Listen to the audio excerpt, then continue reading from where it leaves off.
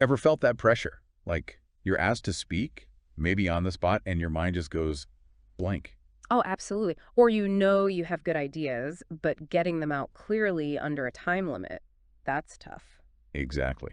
And you mentioned wanting ways to handle that pressure better. Hmm. So today we're diving into something maybe a bit unexpected, a speaking test guide you shared. Yeah, it might sound specific, like just for exams, but honestly, the core ideas in this guide, they're gold.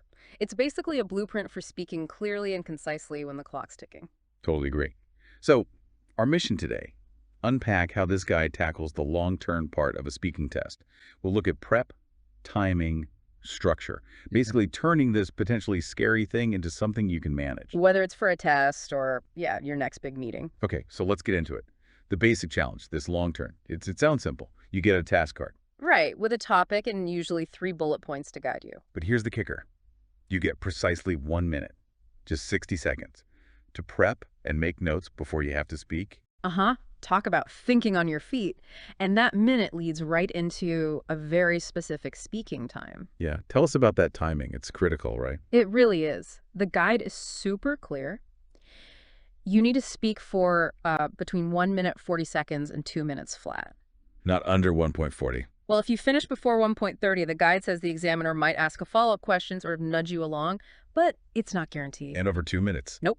They will stop you immediately, like 2 minutes and 1 second, and that's it. Wow. So hitting that window, like 1.41 to 2.0, Yeah. that's the goal. Exactly. It forces you to be concise, which, is a great skill anywhere. It's like that Goldilocks zone for speaking. So how do you actually hit it? Does the guide offer a strategy? It does, and it's pretty practical. Aim for roughly 30 seconds on each bullet point. Ah, okay.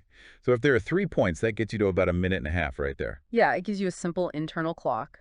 Helps with pacing. Okay, pacing makes sense, but what about that super short 1 minute prep? How do you use that effectively? Right. This is where the guide talks about flaring out. During that minute, you jot down your notes, obviously, but then for each bullet point, you quickly add 3 or 4 key talking points that kind of branch off it. Flaring out, Right. like adding detail sparks. Sort of. It's about quickly generating sub-ideas or examples for each main point. It trains your brain to structure thoughts fast. Think about getting asked an unexpected question in a meeting. This helps you build a quick answer structure. Okay, let's make it concrete. The guide is an example pass card, right? Yep. Describe an environmental problem that has occurred in your country. And the bullet points are like Hmm. the cause, the effect, and the steps taken to solve it. Standard stuff. Right. So imagine you get that card. 1 minute starts now. You think, okay, burning stubble, farmers burning crop residue. Okay, got it. So for cause, you quickly jot. Farmers, maybe lack of policy, education.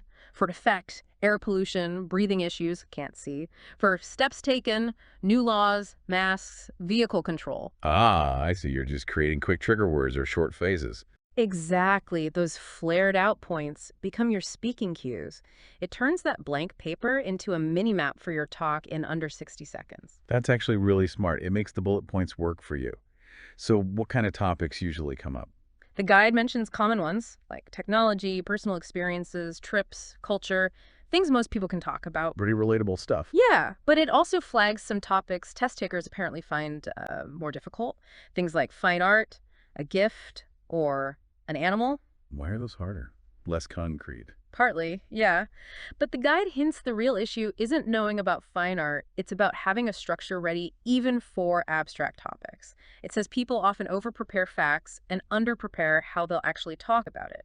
These topics force you to improvise a structure. Okay, so it's less about the topic itself and more about being ready to structure any topic quickly using those bullet points. You got it. The task card isn't just a test, it's a scaffold. You stick to the topic, hit all the points, but use them to organize your thoughts on the fly. So bringing it all together, mastering this kind of speaking, this long turn, it's not about memorizing answers. No, not at all. It's about smart prep in that short time, nailing the timing, and using the structure provided. Quickly getting your thoughts clear and out there. Precisely. And think about how useful that is beyond any test. Right. That's the final thought, isn't it? I think so. I mean, the ability to explain something clearly with supporting points, sticking to a time limit, That's a power skill. Hmm. Imagine using that kind of focused structure in your next presentation, or even just explaining a complex idea to a friend. Yeah, making your knowledge actually land to be understood easily without rambling. Exactly. Making it impactful. That's what this framework really teaches you.